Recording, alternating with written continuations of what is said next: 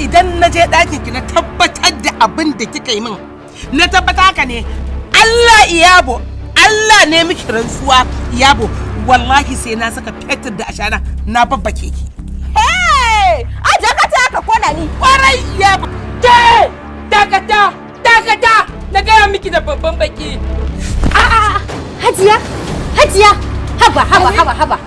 haba dan girman Allah ki haƙuri ba tashin hankali ya zo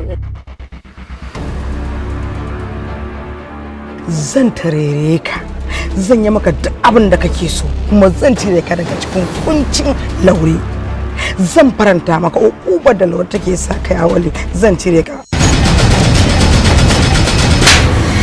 dama an sha bani labarin ki to yau kin zo inda ba zan ale ki ba kuma daga kaina nake ga miki ba za ki ƙara irin wannan iskancin ba Laure ta ga barazanan da yafi wannan wallahi ta shiga hannun yan banza ta fito belantana naki mace aure fa nake son ka manta inda na ga lokacin ne mijin Hajiya haba da Allah Laure da Allah ki daina wannan magana can da ke gani ba ai in kina jin tsautsayi to tsautsayi ne kai ni can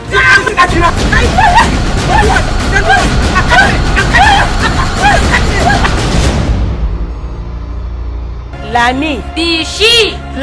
bishi an taba zakin uwarki har uban ma an zaga to yau zan dora musu a shar gaba ki ɗaya yanzu nan Lami kai ma ka yawa rama in yadda ke ka karama wallahi kar ka bar shi sai karama kai ma karama ya Laure ya wale da zama cewa da sabu ake fada yawa Laure